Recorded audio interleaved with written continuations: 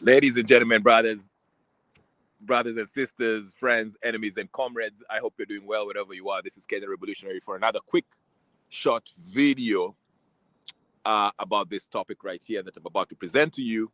Like I said, I won't be long here. Then me parara parara, like forgive me.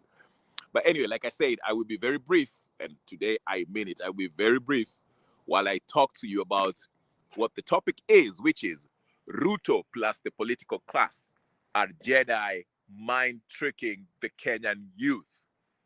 I know you're sitting there asking me, what do you mean by Jedi mind tricking the Kenyan youth? I will explain to you very quickly because it's not complicated. Now, there are three things I want to really touch on very quick. Number one, I want to address something that I see one of the influencers talked about when he said, you know, uh, Amenya, I'm talking about Amenya. Amenya is the guy who actually exposed the Adani deal, if you guys remember that.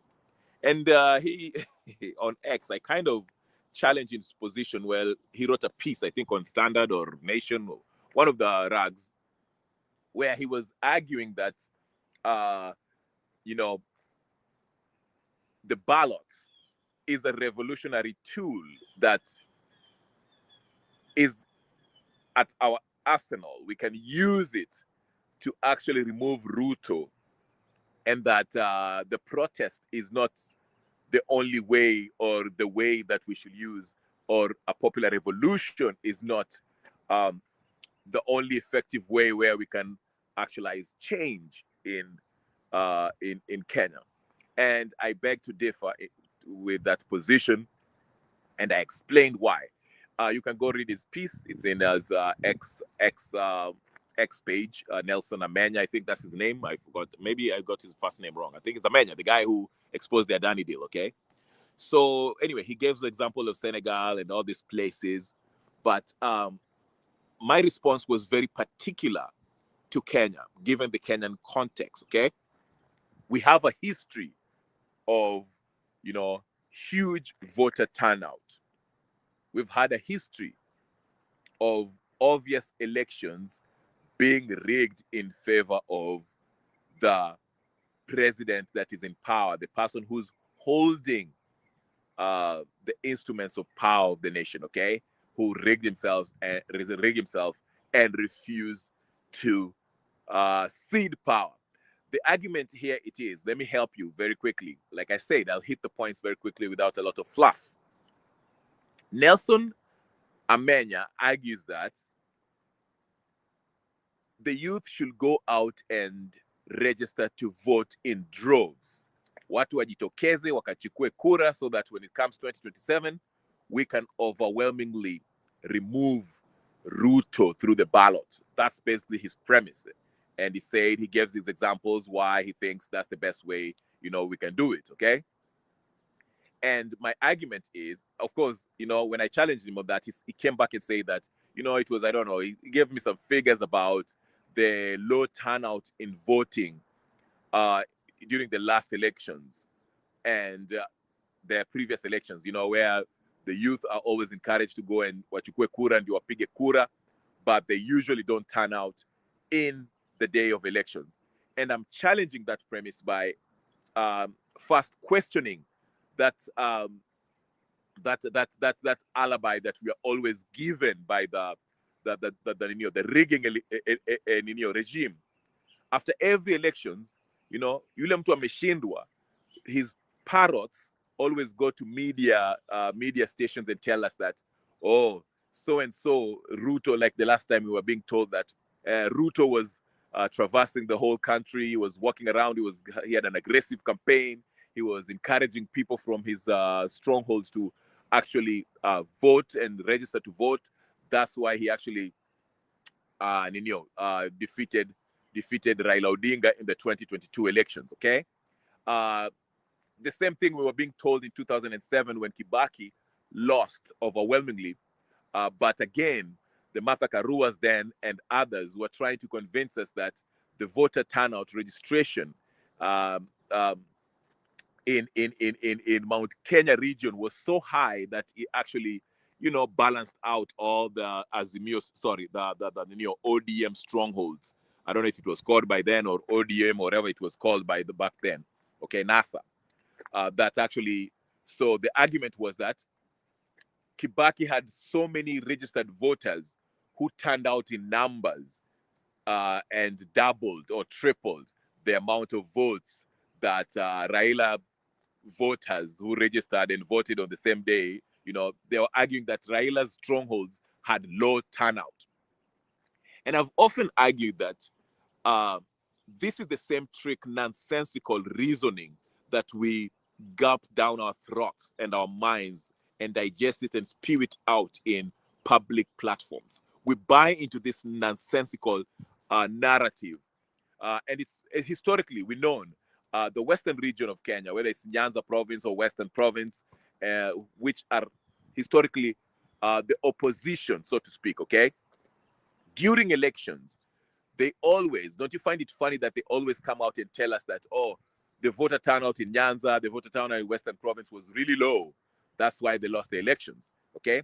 Now, I gave the 2007 example because everyone who has a sane mind, who has logic and can think clearly, a sober mind, knows that Kibaki only had the central province as a stronghold in the 2007 elections.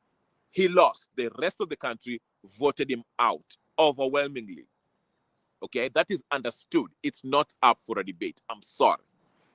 Do not debate with me or with anybody else because it's not worth it. Those are stone cold facts, okay? But what the Kibaki apologists like Martha Karua and the rest of them were trying to convince us that Kibaki actually, people in Central Province turned out in numbers, and people in ODM strongholds at the time in 2007 walilewa and they did not show up during the voting day. And that's the narrative that we are always being told. Now, listen in. That's why I'm not buying this whole argument that the youth don't always vote. The youth always don't turn out during the election day at the polling station. Ati wanaenda wanalewa and wanafanya, they are apathetic, or there's apathy, voter apathy among the youth. It's a narrative that is not true and it needs to be debunked today here on this channel. And that's what I'm trying to say. Now, here's the trick now. Here is the trick, ladies and gentlemen, brothers and sisters, friends, enemies, and comrades. Now, you can see this aggressive campaign by every politician. Members of this political class in Kenya are out there enthusiastically telling us, vijana, Gen Z, enda mkaregister and vote. At the same time, we are not being given the figures of how many people have actually registered to vote. At the same time, they've already started countering, having a counter narrative, the same narrative that I just talked about, that, oh, there's very low turnout as far as the people who are registering to vote. Okay? I'm going to entertain this voting nonsense just for a minute, just to show you how useless this whole ballot revolutionary toolkit that Amenya is trying to convince us it is. It's not. It's not going to work. Voting is a sham in Kenya. Elections are a sham in Kenya. You cannot convince yourself or convince anyone with a sane mind that you can go to election, cast a ballot, have Ruto's boys at the IBC count fairly and verifiably to see who won the elections. That's just you're not living in planet Earth. You're living somewhere in Pluto, if Pluto still exists, okay?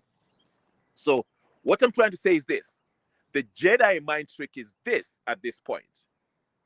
While this political class, Ruto and his cohorts, I told you about the political parties. All these political parties, whether it's Jubilee, whether it's ODM, UDA, Safina, all of these people, PLP, Wiper, these people are forming these political parties and presenting themselves as presidential candidates, not because they are going to win, not because they believe they are going to win. It is because after the chaos that will ensue after the electoral process is concluded in 2027, where Ruto shall be declared the president, there shall be chaos. Then they shall follow a what? Negotiation, where everyone, all these people with these political parties, Jubilee, whatever, Safina, all of them, they will be apportioned, okay, positions, political position or appointments, or they shall negotiate for a deal where the constitution will be changed and position shall be formed in order to do what? To accommodate everybody. So these guys know that 2027 will be messy. It will be rigged. Oscar Sudi and the rest have told us that kura kama haijatosha watajaza, which is a blatant affront to the Kenyan people. Not only that, they're actually telling you the script that we are not going to lose, whether you like it or not. We shall make sure we do everything in our power to make sure that we vote. That Ruto wins. That's basically what Oscar Sudi and the rest are saying. Now, coming back to the Jedi mind trick, I'm telling you, if you're paying attention now, everyone and his mama who is connected to this Ruto government is strongly advising the youth to go register and vote. My question is, why can't IBC, before even IBC tell us how many people have registered to vote, the number one thing that the government should actually tell us is, what's the consensus? Sorry, not the consensus, but the census. Okay? How many people, the population of people we have in different regions, all regions of within Kenya, whether it's Northeastern, Nyanza province, Central province, Rift Valley province. I'm going back to the provinces. Sorry, I'm old school. Okay? Coastal province. Can we get a census, an updated one that tells us how many people, what's the population in a certain region, and what's the population of adults who are capable of voting, qualified to vote? I think 18 and above is the cutoff age. If you're 18 and above, you can go vote, right? We need to know what the census are. How many people do we have in Nairobi province, Central province, all these counties? Okay? And we need a real update of how many people are actually doing what? Registering to vote. Because, like I told you, this is a trick that is being used on the Kenyan people, youth in particular. They're trying to Jedi mind trick you to think that you can go out there and vote Ruto out. And I've been saying this.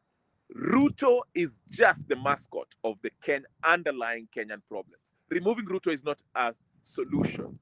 Because today, if you go and remove Ruto and vote him out in 2027, look at the alternatives that you have who are running for president.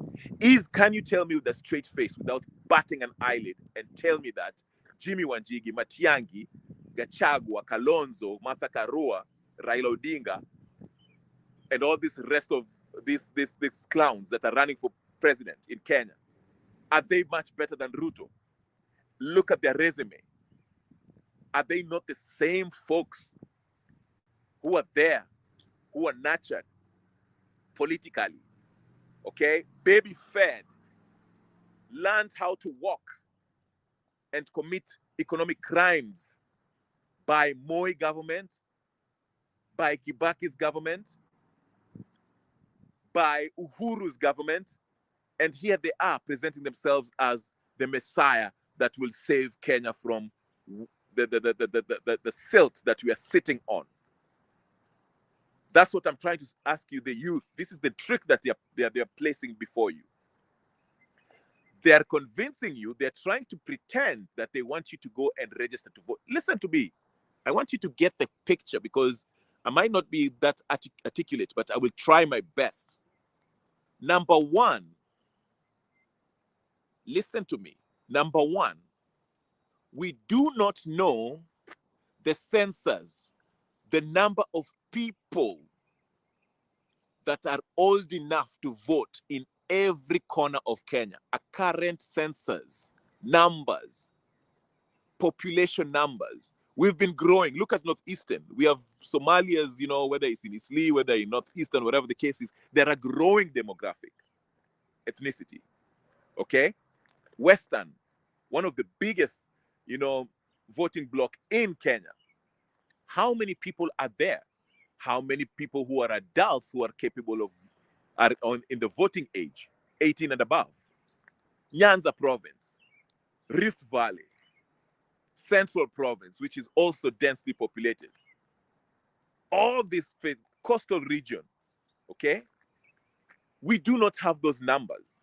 Nobody is telling you how many people we have as far as population is concerned. We're still going by the census that were taken, I don't know, 10 years ago, whatever the case is. That's number one. Number two, so far, since all this chukua kura and vote,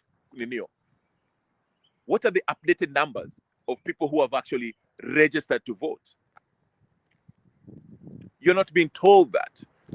But here they're telling you this already. They've already come up with a narrative that there's very low turnout as far as the youth are not registering to vote.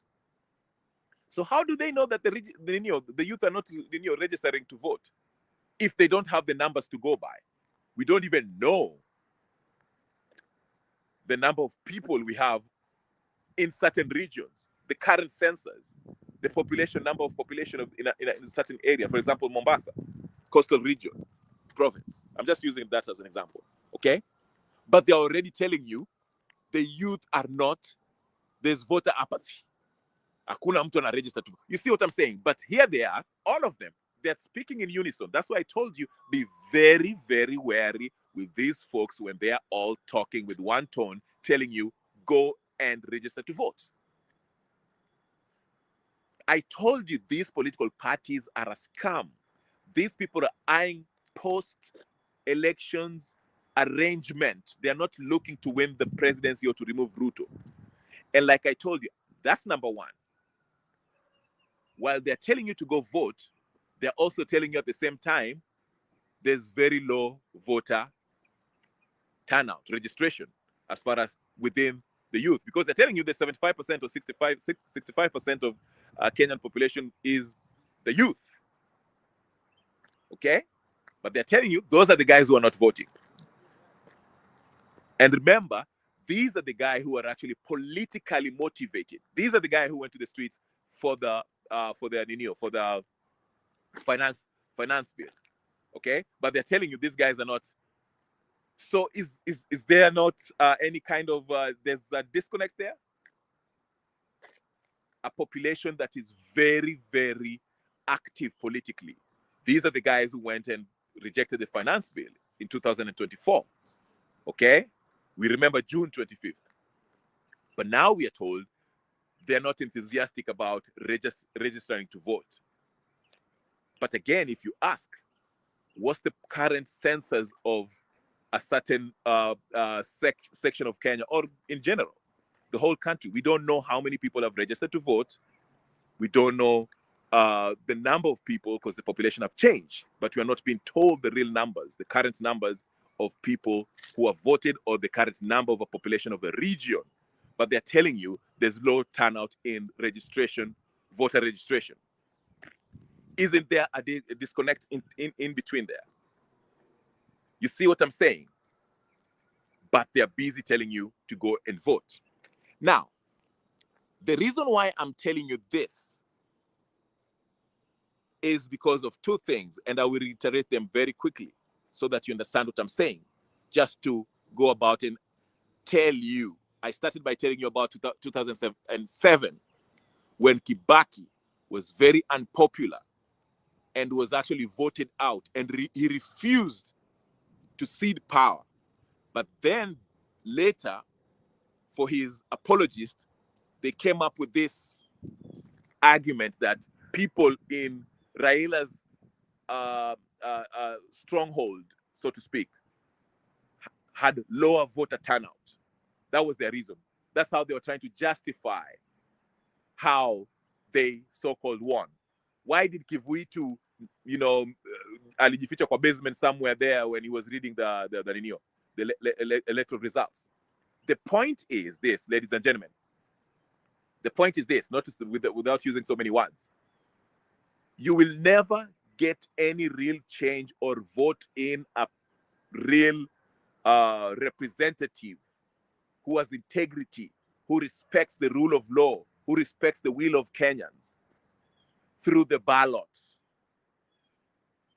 The ballot is not a revolutionary tool because the IBC has been compromised, and the alternatives, the people who are presenting themselves as alternative to Ruto, are nothing but Ruto's cousins, politically speaking. They are corrupt, they are criminals, they are tribalists, they're engaged in different kind of weird business. We have their record. You understand what I'm saying? So they are not an alternative. So when someone like Nelson Amenya comes out and tells you that the ballot box is a revolutionary tool, how are you going to use this revolutionary tool to bring the presidential candidate that you want? Because whoever we are being presented with, the alternative that we are being presented with are nothing that are conjoined twins with Ruto. Politically speaking, they're no different. I told you there's no difference between Ruto and Kenyatta. Uhuru. Ruto's government is an extension of Uhuru Kenyatta's tenure. So that leaves us with one more option. Okay? Because I've explained to you how this trick is being played. Listen to me. The reason why these politicians and the political class, Ruto, Raila, Karua, Musyoka, Gachagua, the reason why they want to go to the ballot, why they want elections, is because elections is the only way they can guarantee they can control the process and get the outcome that they want. Let me tell you something. Ruto did not win by an accident.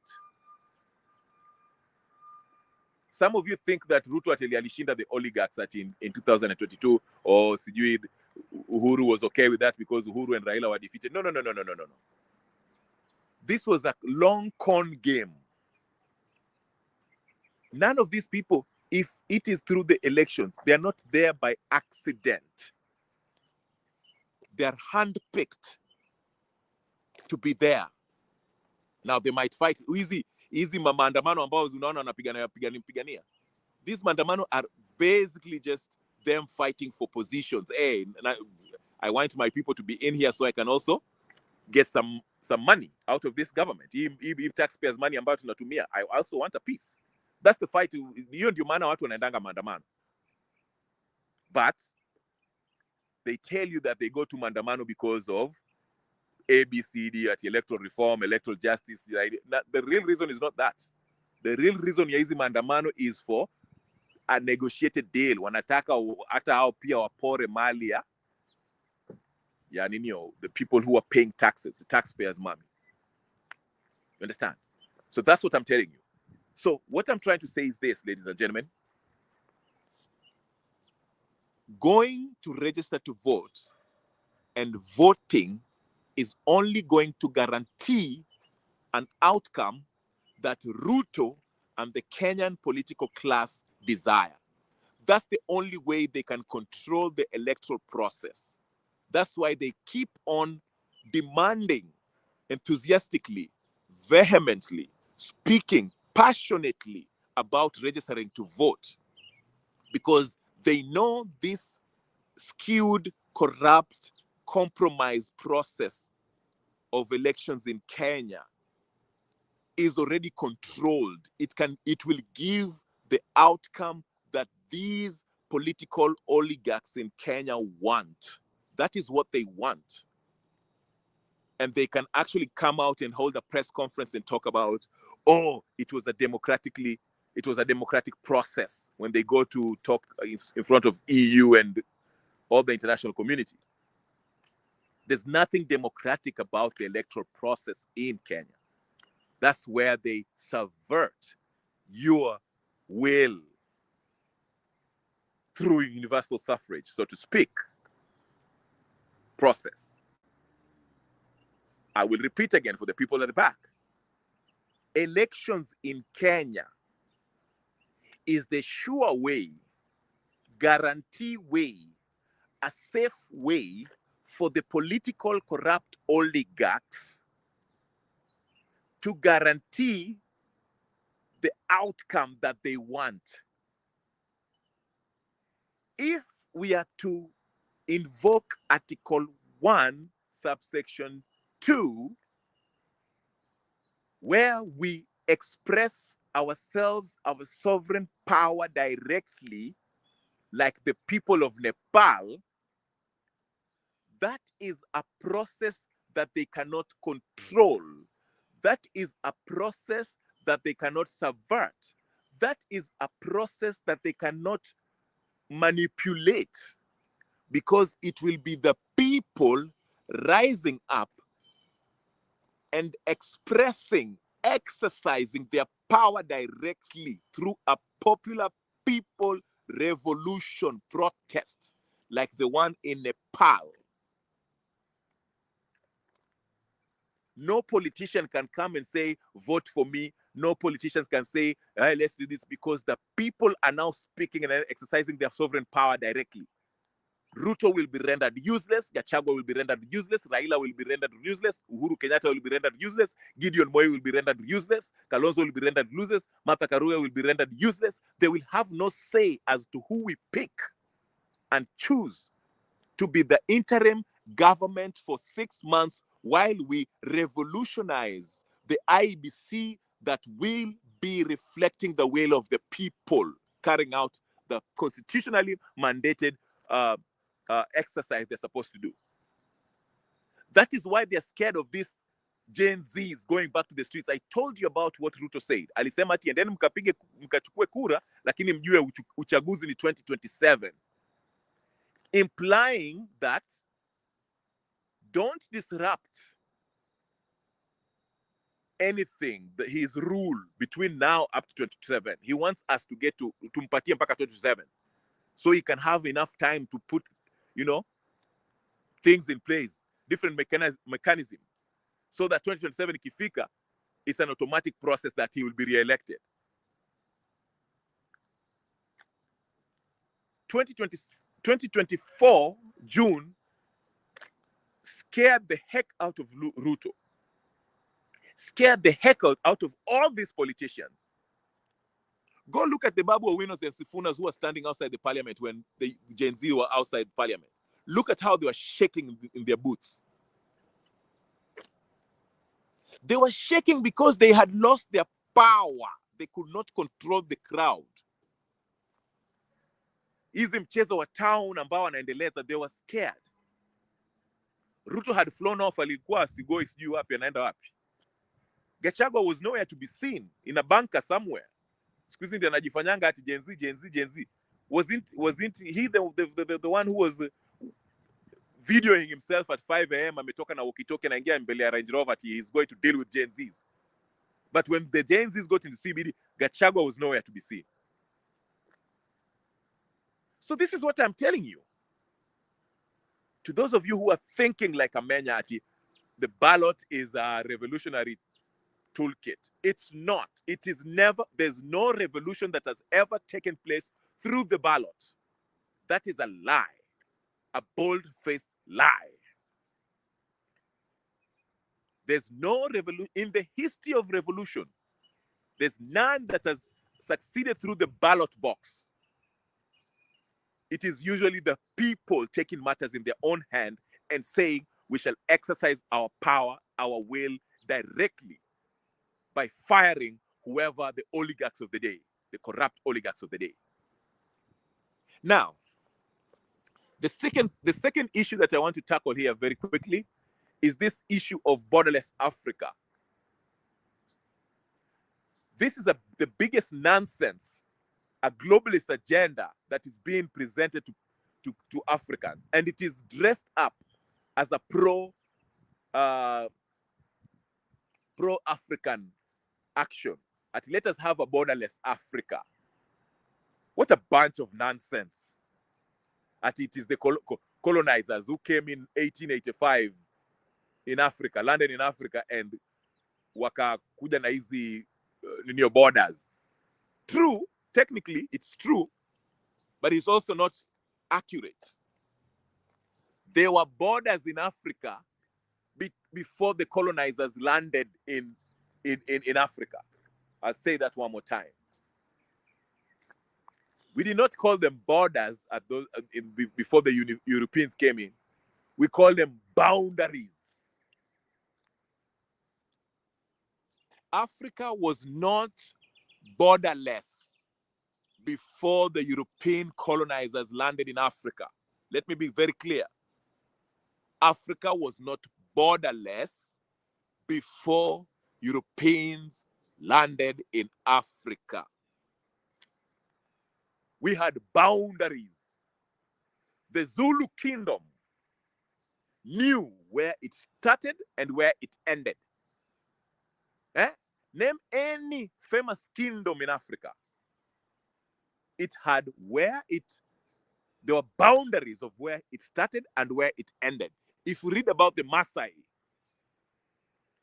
okay, the Maasai kept on, they always got involved in conflicts with other tribes. Why? Because they were grazing and moving around. They did not stay in one place. So while they were moving from one place to the other, they would come across the Kuria, for example, okay? Or the Kikuyus, or whatever the case is, another ethnic group, okay, who had their boundaries. And they would either sit down and negotiate where these Maasai will graze, or there would be a conflict between the two. There are boundaries. Listen to me. This idea of borderless world, borderless Africa, this is the same thing that started at the Tower of Babel. This is the same thing that did what?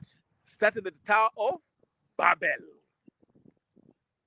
That's why God brought confusion and divided nations as it did. There's importance in having boundaries and borders. There is importance. It is important to have boundaries, and not only boundaries, but strong boundaries and borders. Okay? Good neighbors have strong what? Fences or boundaries or borders, so to speak. Okay? This whole globalist agenda of having a borderless Africa, or a borderless world for that matter, is occultic in its inception. Like I told you, it starts from the Tower of Babel, when the people revolted against God and they wanted a one world where everybody spoke the same, acted the same, and worshiped the gods of that time, who are the demons. You understand what I'm saying? And this is the same thing they're trying to rebring it again in the world. That's why you hear about this borderless Neo. We want to have a cashless society. It will be easy to control the masses, the people, if they don't have border, if they have a cashless society, because it is easy to manipulate them. The media that is run is not run by them. You see? So that's why I'm telling you, do not listen to anyone who comes in and tells you a borderless Africa. That is a globalist stooge, like Julius Malema. Julius Malema is a sellout. I've been telling you this. I know you might not agree, but go do your research. He was paid by the Queen of England. And you hear people like Nelson Amenya again telling you about, oh, borderless Africa. Borderless what? We have to have boundaries. Tribes had boundaries with other tribes. Yes, they intermarried. Yes, they did business together. Yes, they coexisted peacefully. But there were times when people had war. Why did they have war? Because they wanted to establish boundaries. You understand what I'm saying? So let's not buy into this globalist UN agenda of a borderless world, cashless world, all this stuff. We have to have strong boundaries. Kenya has to say Kenya, even though the British came and demarcated the eastern region of Africa. That's okay. We can still live as we live, even if we are within Kenya. We still know the regions. We know this is Masai land. We know this is Kikuyu land in central. We know this is Nyanza where Luos are, the Kurias are, the Kisis are. We still know where the northeastern are, where the Somalias are, and Rendile and all this stuff. We know where the Turkanas are. We know where the coastal region are, where we have the Arabs and all. We see we have boundaries. They're different. There's a reason why God created us in different races, different languages, different ethnicity. There's a reason. It's the uniqueness, individuality that we have as individuals and also as a people, as a community. Okay? So let no one come here and they tell you that we need to have a borderless continent in order for us to thrive. That is a bunch of baloney. We can have strong borders and still cooperate. I mean, just think of it. We have different nations like China, US, and Russia. You'll find Black people in that nation. You'll find white people in that nation. You'll have Asian people in that nation. Okay? Even though they have different races, background, and cultures, they still cooperate. They do business together. They live peacefully side by side. And they thrive while appreciating their own natural ethnic background. Okay?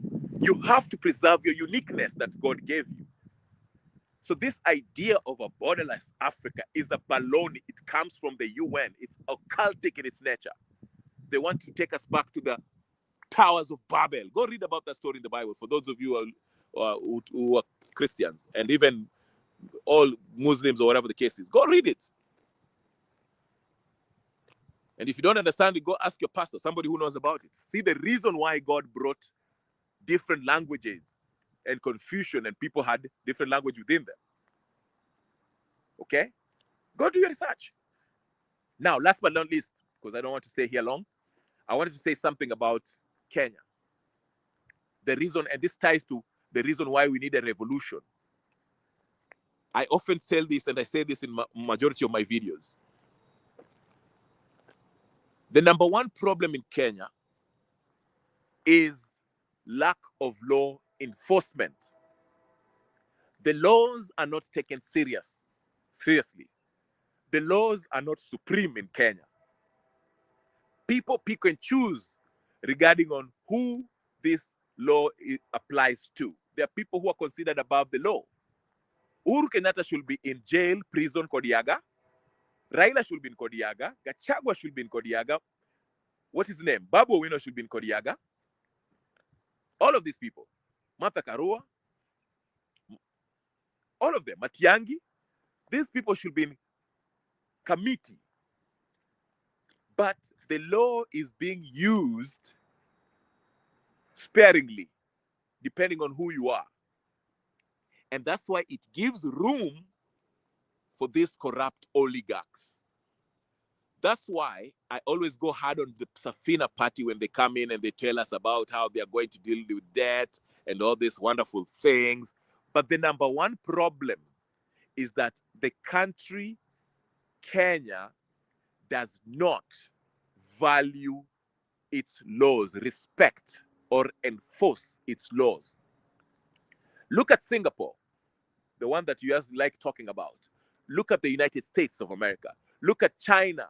Look at Russia. These powerful countries that have some level of success, advanced economies, so to speak. Okay? Look at how the society is structured. Look at how they govern themselves. Now, I'm not saying that there's no corruption in these countries. Does corruption exist in the US? Yes. Does corruption exist in Russia? Yes. Does corruption run in China? Yes. But what is the degree in which it exists? It doesn't exist to the extent where the economy is crashing because of corruption. Okay, might argue, some might disagree with me on that, especially America, but that's a different story. China, the same thing. Singapore, go look at his interview, that president, I forgot his name, that revolutionized that country. It was the laws that they introduced, rules, laws that had to be respected. The law was above everyone. Even if you think about it, for those of you who are of Christian faith, how does God describe himself? In the beginning was what? The beginning was God. There was the Word, and then the Word was God. And what? The Word became flesh. What was the Word? The Word itself is not only just gospel, the Word is also law. Okay? It is also law. And the law sits supreme. That's why God is law in himself. He is gospel, but he's also law. And he sits supreme. He's a supreme being. He stands above, far above anybody and everybody. Every living thing, spirit or physical thing. You understand what I'm saying? So if you see the successful countries, economies, advanced economies, so to speak, whether it's China, Russia, USA, Germany, or whatever the case is, look at their laws and how they respect, the level of respect or how seriously they take their laws. You can't just walk in the streets and throw your trash, your garbage on the road.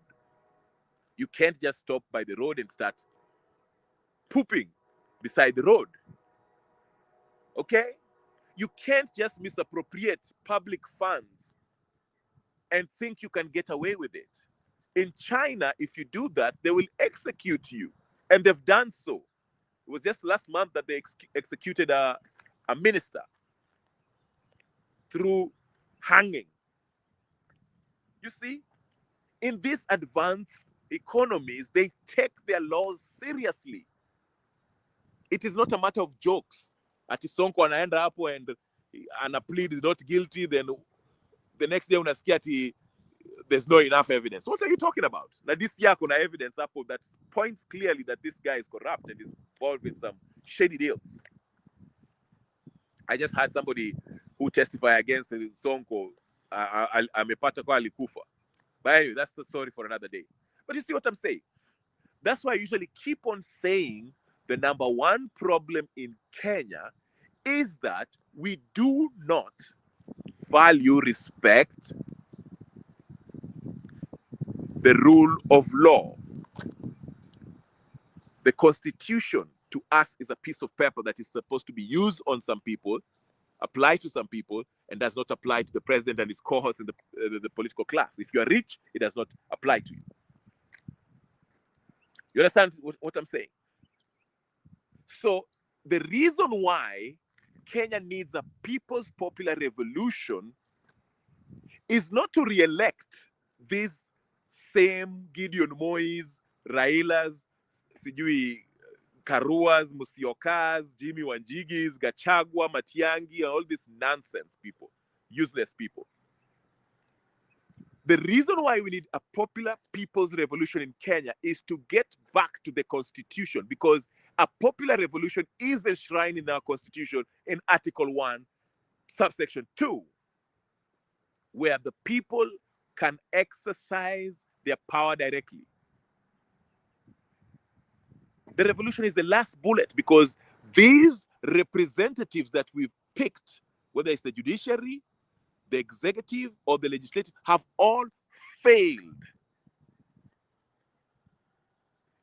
And to counter what Amenya was saying, yes, Amenya, the ballot revolutionary toolkit that you're referring to, we have tried that before. We tried it in 2007, we tried it in 2013, we tried it in 2017, we tried it in 2022, we tried it in 1997. Never worked. We are still in the same spot. We've exhausted the ballot way. And these representatives are telling us with bold faces that they are not going to act at our interest. They're not going to act on our behalf. They are not going to represent us. They are going to represent their mafia bosses, the Railas, the Rutos, the Uhurus, the Matiangis, the Gachagwas. They're not going to work for the Kenyan people. So in the event that happens, which is the case in Kenya, we do not need to go and register to vote and wait till 2027 so that we can do what? Vote a Jimmy Wanjigi, who is part of the problem. Vote for Raila Odinga, who is part of the problem. Vote Gachagua, who is part of the problem. Vote for Matiangi, who is part of the problem. Vote for Karua, who is part of the problem. Vote for Kalonzo, who is part of the problem. No. We do not need to register to do nothing. We need to get together and go to the streets and demand that all these people are fired, and the historical injustice that has been committed by these very people, they should be brought to account for that.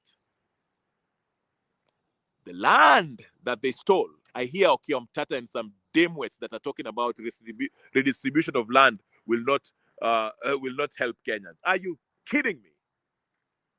That land is not going to bring economic growth. What do you know? China, Russia, USA, all these places, even Burkina Faso now, why is it growing? Because of land. They're using the land to produce.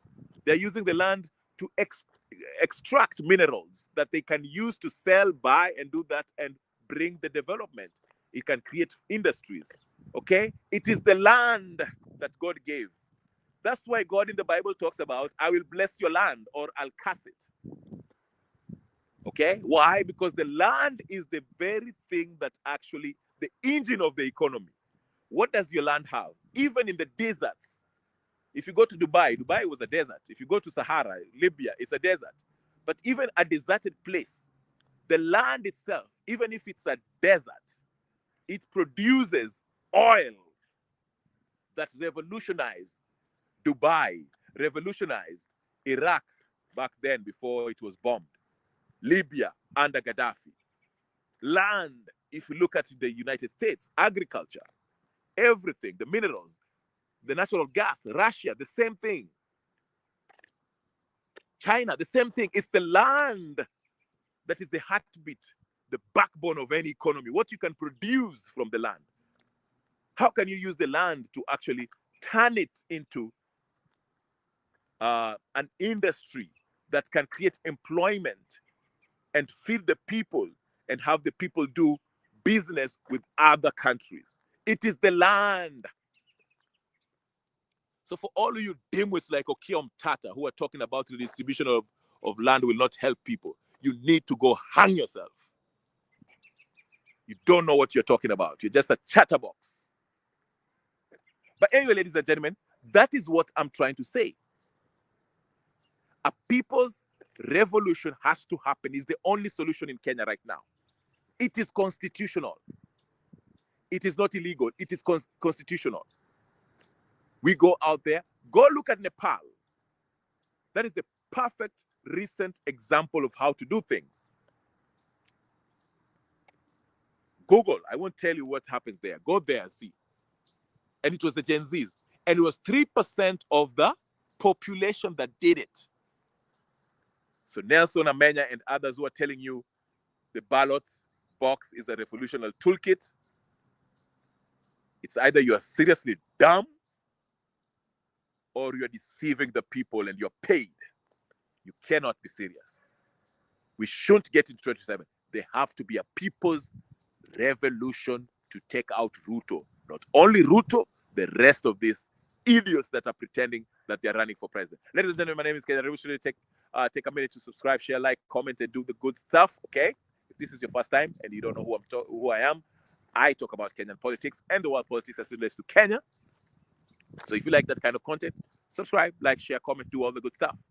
If you've already subscribed, you know the first order of business is to do what? Like the video. And make sure that bell button is on. So every time I come in, you know what's up, right? All right. I'll see you guys next time. Peace and blessings. I'm out.